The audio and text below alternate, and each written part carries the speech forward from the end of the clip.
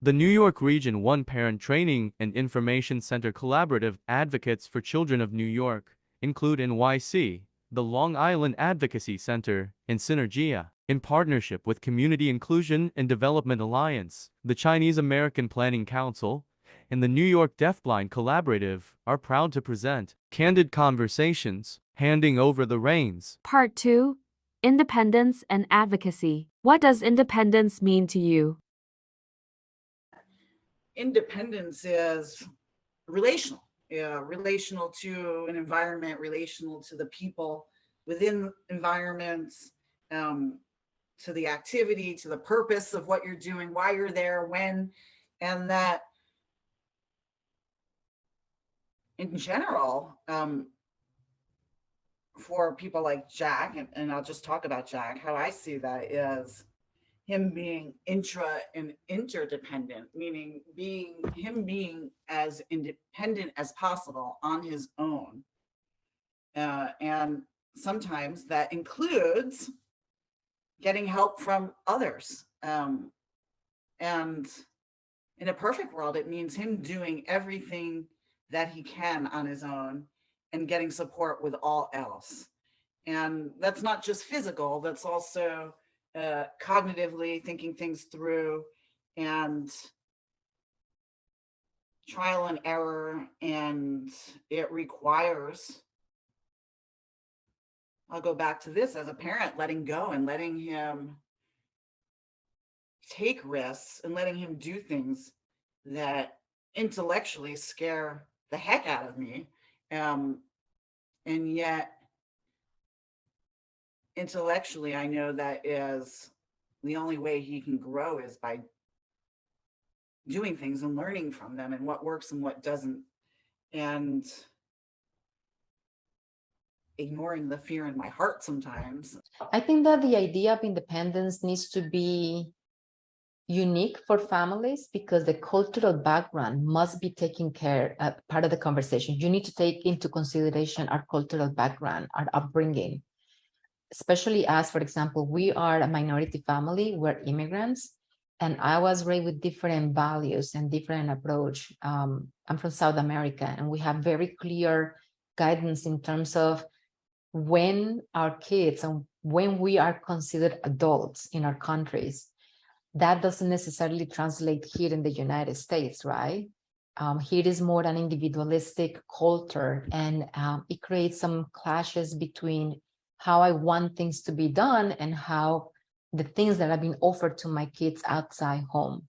So when you're thinking about that, it's important to think who you are working with and how you are honoring and respecting the family cultural backgrounds and beliefs and values.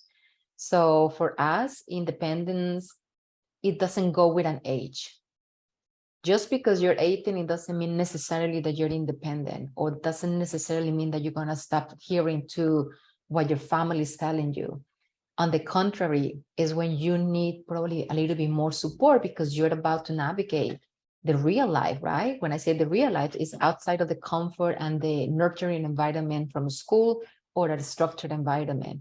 So that is important for me. Is there anything about your culture or language that impacts your child's transition? There were a lot of things from my culture that if I did not know better, probably would affect negatively this transition. And I'm saying this from a good point, but our culture is more like a shame around disability or being different, where people who have a different ability are treated in a less than in our society, in our countries, in South America, where they're being making fun of or having nicknames or saying every single family has, someone that is slow. And I'm using good words, positive, kind of positive words compared with the words that are being used in our culture. I think that in my case, I had the benefit of being surrounded by professionals in early intervention that provide me with context about that. You know what? This is something that it happens. It's not your fault. It's not because you were not doing the right thing for you when you were pregnant. And they helped me to remove the shame connected with having a different child. I was fortunate to have that. When it was my time to share this with my family, especially with my mom, there was some reluctance to understand my point of view, and I had to make the decision to distance myself. So people think, oh, you're so hard. Why are you doing that to your mother? And I was thinking, because she's not helping in the situation. So we need a break. I need to focus on the kids. I need to focus on what we're doing. And it was a learning process for the whole family. And it still is, because in our family, we also have other siblings. My siblings, they have kids with autism and with disabilities in different levels and different struggles. So it has been a learning process for us to connect with our family in our countries. But at the end of the day, it's a difficult decision that we parents are confronted, especially parents from other countries and other cultures. We are going to allow our cultural beliefs and our families, right, to influence what we're doing? Or are we ready to cut our connection with the family and be on our own? And it's something that not a lot of people talk about this. This is a lonely journey. By default, being a parent of a child with disabilities, and I'm pretty sure that every single parent has similar experience, little by little, we stop having friends, our neurotypical friends, as I call it. And then you start trying to build your own community, your own village. And it's most likely going to be parents that have something in common with us and is raising a child with a disability. Just a few families, they have 100% support from their families without any bias, without any judgment, without any unsolicited advice. And that is really hard. That is really hard. This is not for everybody. And it's a lonely journey. 이거는 많이 생각해 봐야 될 것 같은데, 일단은 언어적으로는 영어가 안 되면 이 아이가 성인으로의 전환으로 사회에 나가게 되면 모든 것을 지역 사회에 있는 것을 저희가 찾아서 아이들에게 서비스를 받게 해줘야 되는데, 영어가 안 되면 당연히 물어보는 것도 대답을 듣는 것도 그 기관에 대해서 알아보는 것도 쉽지 않을 것 같아요. 그래서 언어적으로 영어 구사가 쉽지 않고 이해가 안 되고 말하는 게 어려우신 부모님들 같은 경우는 되게 어려움을 가질 수밖에 없는 부분인 것 같고, 문화적이라 그래야 되나? 그냥 개개인이 다 다를 수는 있는데, 한국 사람들은 이렇게 어느 기관에 가서 아이를 이렇게 인터뷰를 하고 할 때 이렇게 질문 같은 것을 조금 신뢰가 되지 않을까라는 생각에 잘 묻지 못하고 지내다가 어느 일이 일어나면 그제서야 빨리빨리 이해를 해야 하고 받아들여야 하고 해결책을 찾아야 되는 상황이 와서 그런 불편한 점들이 있지 않을까 생각해 봤어요. I know in my culture, for real, I mean, I'm Haitian, that is one of the things, like, people don't really talk about their kids, like, have disability. Like, just like mental health is like a taboo subject, people don't want to talk about mental illness and all that. Even if you could see somebody and you know that's what's going on, it's like there people will probably tell you everything else in the sun, but exactly what's really going on. So I know, like, when I first figured out something was when, first of all, Tatiana was diagnosed wrong, because they had just told me she was delayed. That's why, like, a lot of the services, she didn't get the time she was supposed to get it, because since she was young, she always have all the services, but they just put it under the umbrella, like she was delayed. So she never actually truly had a real diagnosis till like maybe like 3 years ago, when by the time she had anxiety and depression. So lucky for me, I had a good psychiatrist that feel like somebody in her caliber, like, why would she have all of this going on if there was not something underlying all of this? So he's the one that insists of further testing, because he felt like she cannot just have anxiety and depression and there's nothing else behind it. That's when we find out that yes, he was right. I mean, for years I thought it was my imagination. 这个非常重要，这个也确实非常大，而真是非常。我们华裔，我们比起来其他族裔的这些同样有自闭症孩子族裔来讲，我们说很多方面你可以看出来。第一个呢，我们华裔太注重于学业啊，这个成绩考试，你学多少啊？说老师要抱怨，就说哎，你看我这个在这个学校里面，在这个特教里面没有学到东西啊，没有什么语文算术啊。太注重于这个学业方面的东西，太注重于才艺啊，这个孩子的课外活动都是什么钢琴啊、画画啊什么东西啊。可是呢，很错过的一些东西，就是说，除了这方面，其实很多方面可能更加重要，对吧？我们讲的第一个呢，是要给孩子，尤其特殊需要孩子提供除了学业之外的很多的可能性，比方说一些职业培训啊，就是说他没有达到职业培训的这个程度，他的独立生活能力的培养，其实要比你这些才艺会弹钢琴，我们要远远重要的多。那么其实我自己也是这么就是过来，当时不知道，都没有这种意识，花了10几年功夫去培养，让孩子学琴啊，什么东西啊。那么后来发觉呢，这个其实如果我能够从头再来的话，我们完全应该把这些注意力放在比方说情绪控制能力，对不对？时间安排能力，这个包括一些休闲的时候，如果他空了，什么东西你不能让一个孩子老是去上课，老是做训练，你要以他休闲的时候怎么安排？他有什么喜欢自己做的事情？什么事情是他可以自己玩的，可以跟人家去玩的？很多能力其实我们没有华裔当中有传统的一些思维，没有去考虑那一方面的东西。但是其实那些能力对我们特殊孩子是更重要。I 100% know that I am privileged in many ways, based on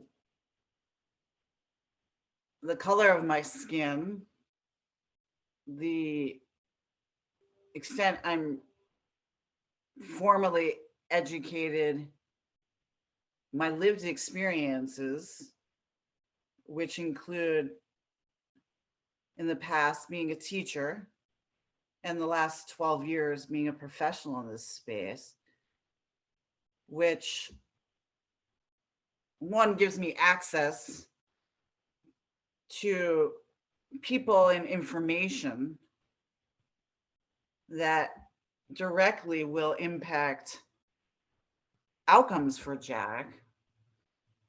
And in some ways, my work has helped normalize who he is and who we are as a system, my family. And at the same time, I think there's space for both things. It is still so hard. And so if it's this hard for me and us, as somebody who also speaks English and can leverage relationships and opportunities for Jack's benefit. I mean, this is how I got into the work, right? What is it like for the majority of other people? And here in New York City, actually everywhere, there's a huge correlation between socioeconomics and ethnicity and nationality and race and many other factors that contribute to just how hard it is to support a young person who is disabled transitioning to being an adult. What role do siblings or other family members play in the transition of your child with a disability? It's sad, but sometimes I feel like my middle child, like he felt like because he's the only one that don't have the disability, that we put him in the role like of the older child.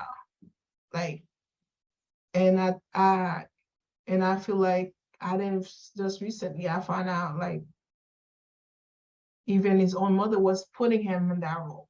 And I had to have a conversation with her and tell her like, look, even if he doesn't have no disability, at the end of the day, he's a child. I cannot tell him to be taking over his sibling if when they get older that I cannot give him that responsibility. What I could do is prepare his sibling to be able to help themselves, not put him in the role that, oh, he have to take over if something happened to me. I cannot put him in that role. The role is like, I have to treat all my kids the same way. Everybody have to be independent and be able to help themselves, not put one child because he doesn't have the disability to be taking over like where I left off. Because that would not be fair for him. That's like putting too much pressure on anybody. It's hard for me to think about the role between siblings because both of them are going through this right now. And it's maybe, and just maybe for them to share that experience, right? But then to share that experience through the lens of sharing, but not competing and doing better than you, or I'm against you. And that's I will say it has nothing to do with disability, but it's more like the being siblings, right? Like kind of competing between them. So for that, I need just to be, I want to be present and kind of be the mediator because it is what it is, right? And for the family members, I don't have that. It's just us in charge of this. I can share what we're doing, but it's irrelevant for what they're saying or how can support me or something tangible because they're not here in the city. We're not in the same city. So it's like a long distance relationship. And as long as I have their support and someone who can hear what I'm saying and provide a good advice without judgment, I'll take that. But everything is on me. What does self-advocacy mean to you? Self-advocacy is standing up for yourself because most people usually like stand up for others, but it's another difference when you have to stand up for yourself and yourself truly alone and not allowing things to happen that you feel like it's not okay. If something you feel like isn't like completely right or righteous, you stand up for, you literally justify or you fight against that. And it doesn't always gotta be like an argument or like a protest necessarily. It's something it seems off to you. You're willing to call that out in order to best benefit yourself as a person. I've gone to the age I feel like it was around like 14, 15, or 13, even younger than that, when I realized I gotta advocate for myself because I'm growing up and I have to realize I'm about to be an adult soon. And not all the time my parents are gonna be there to advocate for me because being honest, my mom has 2 other people that she has to advocate for. And it's gonna come to a time that even then she can't even advocate for them eventually. And she has to advocate for herself because we're all getting older.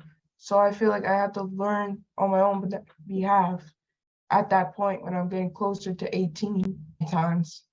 I feel like sometimes my mom happens to advocate for me. I kind of disagree with how she does it compared to her doing it. I get that most of the time she's advocating because it's for the best for me, but I feel like the way she does it is kind of sometimes I disagree with. And I know she's always fighting for me, but I feel like at the same time, I want to try to fight for myself. I feel like sometimes self-advocacy can be like bad if you don't fully understand what you're really advocating for, because you can advocate for yourself and it turns out to be a misunderstanding on the other side, and you're just not fully understanding what you're walking into. And I also think it's like a disagreeing part. If most people don't feel like it's like right to self-advocate for yourself and you're the only one, it's kind of hard to advocate for yourself where you got mostly people on against you. Like just having a voice and just like talking and saying like what you want, and like not having anybody else necessarily represent you. And like let's say some people constantly like rely on somebody else to, you know, speak for them. Like myself before, like I used to constantly like ask my mom, you know, to do this and for me. And that even for little things, like let's say they mess up my order in a restaurant, and I want that to be changed, but I always ask my mom, hey mom, can you tell them? And that's not necessarily like, you know, me advocating for myself. So I guess self-advocacy is just going out there and just like speaking on your own behalf, and like just saying in general, like let's say even for little things like that restaurant example, like instead of like asking somebody else to do that for you, you can just do it for yourself. During the high school, like choosing high schools and stuff, and just like the transition into there and leaving my middle school, because I realized that I just can't constantly rely on my mom, because I'm going to be, first of all, I'm going to high school, you know. I can't like constantly rely on my mom for that. And not only that, but like I guess I'll rather, like I realized that I would rather have myself talk about what I know I need help with than somebody else who doesn't necessarily like knows me as well as I know myself. The most recent time was definitely when I was gonna go and choose my high school, because at first I thought that my mom was just gonna like put me in a random school, even though I knew that I wanted to go to the high school that I'm currently at. So I just ended up talking to my mom and just telling her that even though yes, it may not be the same school that my sister's going into, and this is, I guess, the most recent time that I've been in a school that my sister's not into. I'd rather go to a school that I myself want to go to than a school that somebody else like want me to go to. What challenges will you or have you faced in your transition to life after high school? How have you or will you deal with those challenges? This is pretty important because it shows you, like, it teaches you how to be like more doing things on your own, trying to do things by yourself, trying to move forward instead of backwards. It's pretty important because it shows you that it's pretty much know how to do things on your own. You don't need to lean on things for like depend on anyone to lean on for certain things for you. Without self-advocacy, it feels like you can't be independent. Pretty much it's like dealing with like pandemic, trying to figure out things, like how to figure out things, how to get to different things that I want to like really do, like trying to figure out how I can get from where I'm doing now to the thing I want to do, trying to figure out like where I want to live, trying to do like pretty much everyday basic type stuff. I am working on them. Some of them I already have overcome, some of them I'm still working on. So it's kind of like I'm not really too sure how I can get done like in a day. So it takes. It's like very important because people are not sympathetic in the world, and no one necessarily likes anyone else. So you have to fight for yourself, and you really have to fight for your interests if you want to get anywhere. Accessibility challenges, like some points of accessibility are easier to work with than others, because sometimes screen readers don't always work with material, and sometimes, well, I mean, if you're doing work in a language, like when I was taking a test, they didn't have a reader to help me that knows the language, so it was kind of a struggle. I typically, just try to get like assistance wherever I can. Like I have someone scribe for me, and I do the work and I tell them what to write, and then I just have them type it in for me if I need help with it. To think about this idea of independence, I just feel like it's being able to depend on oneself and having willpower and being able to take care of oneself fully on their own. Self-advocacy builds self-sufficiency, and I think self-advocacy is very important in representing oneself and standing up for oneself and voicing your needs. I suffer with a lot of challenges still to this day. A lot of them are, now I'm now learning how to be a better self-advocate for myself and speaking up for myself and my needs and my rights and knowing that I have rights. And just like social anxiety and learning how to communicate and learning how to build life skills that I need in the world, to live. I'm overcoming these challenges, but it's still, I feel like everything in life, it's a process and things take time. So, yes, slowly I'm developing those skills, life skills I need to overcome challenges and barriers and obstacles that I deal with on a daily basis. One is weighing out pros and cons of decisions. Another is looking at what you want. Like, do you want somebody to support you through a journey, or do you want people to hold your hand? In other words, like, do you want people to do the work for you or to support you in your work? Because independence is about knowing what you can handle and what you need support with, at least how I see it. And independence is very important because at the end of the day, we all have a support system, right? But it's up to you. Well, yes. And I'm saying it's up to you at the end of the day to decide what you want to do with your life. Very important, right? At the end of the day, it's up to you to know what you need and to go for it and get it. And if you need some help, that's okay. Well, one, getting adult responsibilities was a big adjustment. Going from high school to college was another adjustment because I was worried I was going to flunk out of college because it would be too overwhelming for me. However, because I started early, I was able to cushion that blow. And I had an easier transition to college. And consider that I was going from like Long Island to the city. I had to get used to traveling in the city, dealing with, challenges because Long Island and New York City, they have different set of challenges,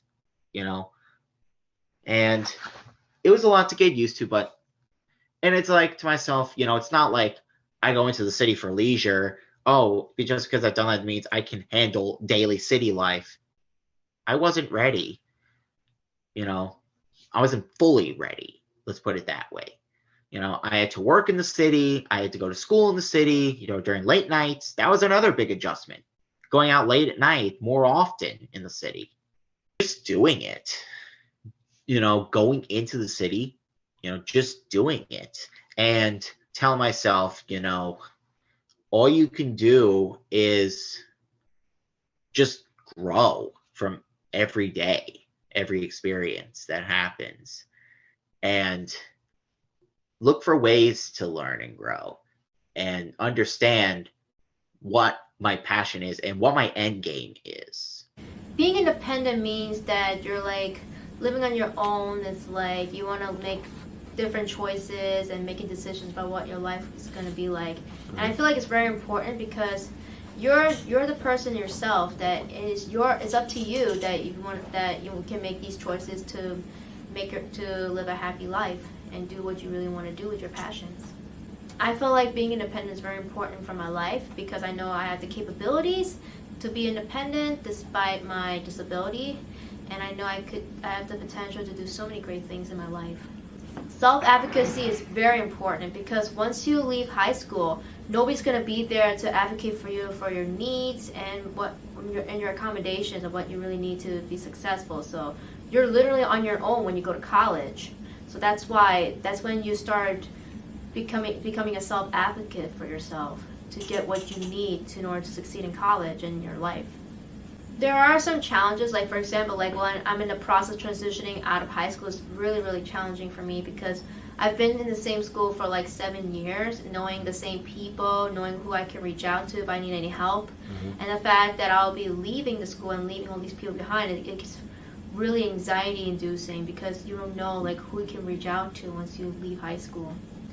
Well, we started the transitioning period with my teachers and my counselor. Like I have a great guidance counselor who like helped me like choose what college to go to, and I went to different tours of different college at campus, see what's it like and what disability services that they provided to help me succeed in college.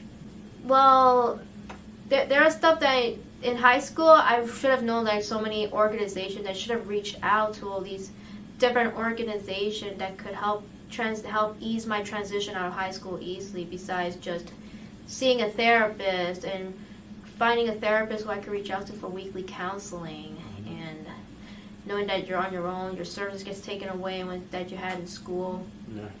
So it took me a long time to get all these services I need in order to enjoy life. Have questions? Need help? Please feel free to reach out to us. Advocates for Children of New York, 866-427-6033, INCLUDEnyc, 212-677-4660, Long Island Advocacy Center, 516-248-2222, Sinergia, 212-643-2840, extension 602.